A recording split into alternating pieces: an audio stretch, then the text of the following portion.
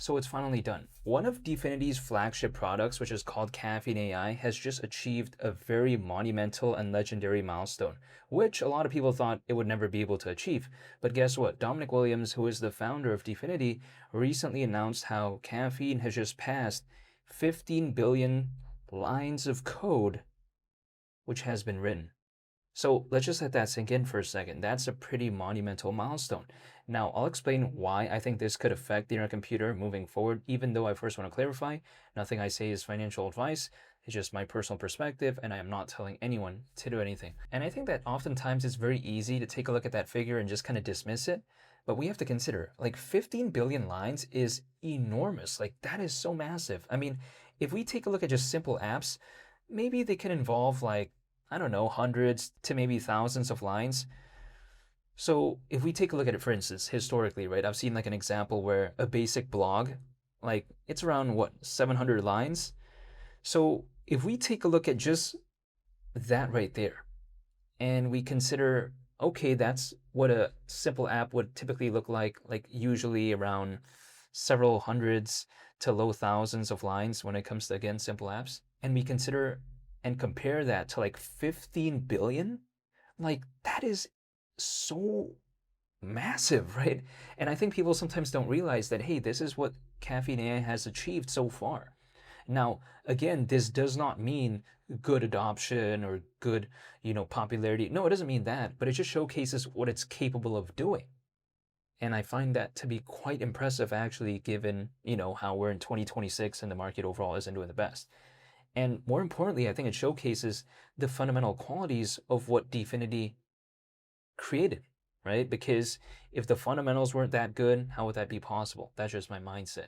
I'm not telling anyone to do anything though, but that's just from what I've observed so far. People sometimes get this confused, right? Because they're saying, wow, if that happened, why isn't the price really moving when it comes to their computer? But I just want to preface, Caffeine AI achieving amazing milestones does not necessarily mean that it's going to impact the price. No, that's not the case, in my opinion. It's not going to impact the popularity. It's not going to necessarily impact the, I guess, notoriety either. And I don't think it's necessarily a bad thing. And let me give my rationale why. Well, it's because if we take a look at it, for instance, let's say a manufacturer produces an EV, like an electric vehicle, and let's say they test it out and the car, for whatever reason, goes to a range of up to 500 miles. Let's say that is the case. Now, that's impressive and it showcases it has the fundamentals, but it doesn't necessarily mean that the car is going to sell well. It doesn't mean that. It doesn't mean that the car is going to be popular. It doesn't mean that, right? It just showcases that, hey, this is what's possible. This is what's capable, or should I say, this is what it's capable of doing, right? I think that's a better way for me to say it. So it's kind of no different here. This showcases that when it comes to Caffeine AI, it's able to do that now. We at least see the foundational pieces there when it comes to caffeine, right? In this case, in the case of Caffeine AI, in a sense where we now see that, hey, this is what's possible. It doesn't guarantee anything, but it showcases that, hey, you know what? These are the fundamentals. And this is oftentimes viewed positively when it comes to, in the case of enterprises, developers, because again, they care about stuff like this. They want something that's usually capable, something that is able to process a lot of code basically, and also something that is, able to do this reliably, right? And I'm seeing that arguably when it comes to this. However, despite this, why isn't the adoption the best? Well, it's because as of right now, a lot of developers are leaving, right? A lot of enterprises are leaving this space. They don't really want to enter. But again, these fundamentals right here, this is what could matter later on. So I don't think it's a bad thing at all, actually, in the grand scheme of things. Now, again, it doesn't mean that it will have the best adoption, but at least it showcases that it can, compete. That's what I would say. Because a lot of other projects out there, they say they're focused on AI and all this, but they don't really showcase the numbers. They don't showcase, hey, you know what? This is what's possible. They don't really say anything. They just say, oh, we're focused when it comes to AI. That's it. They don't say anything else. It's like, what are they even really focused on? We don't know, right? They don't launch any products. They don't showcase any statistics. We have no idea. But at least when it comes to Dfinity, they're showcasing that, hey, you know what? We made Caffeine AI. There's already version 3. These are what the numbers look like. At least they're being more transparent in that sense, which I will find to be quite respectable in that sense because they're showcasing that, hey, this is what's going on so far. So I do like seeing that. Now, granted though, the internet computer as of right now being at around $2.18, it hasn't really moved much ever since my last video. So again, not much has been going on. It's still around 4 times lower, or should I say 4 times away from what it reached back in November of 2025, which to me at least, it's to the point where I do not even need an altcoin season anymore in order to be happy. Let me explain why. Because had the internet computer held up at around $10 for whatever reason, then if it just goes back to like $15 or whatever, then it's nothing really that impressive, to me at least.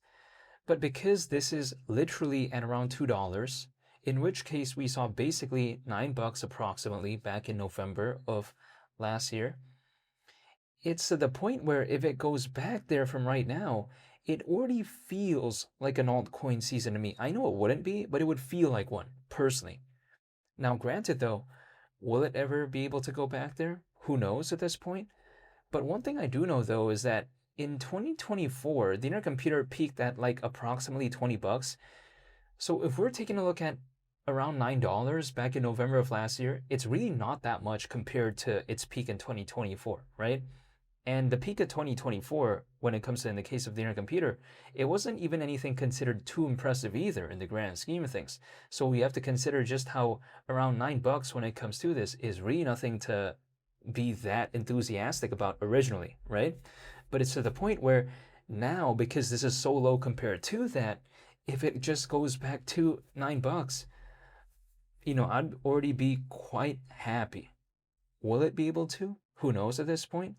But let's just think about this. Like in November of last year, it was not a good time when it comes to altcoins. So if the sentiment just returned back to there, I'm already going to a restaurant, I'm going to Olive Garden or something like that, going to Chili's.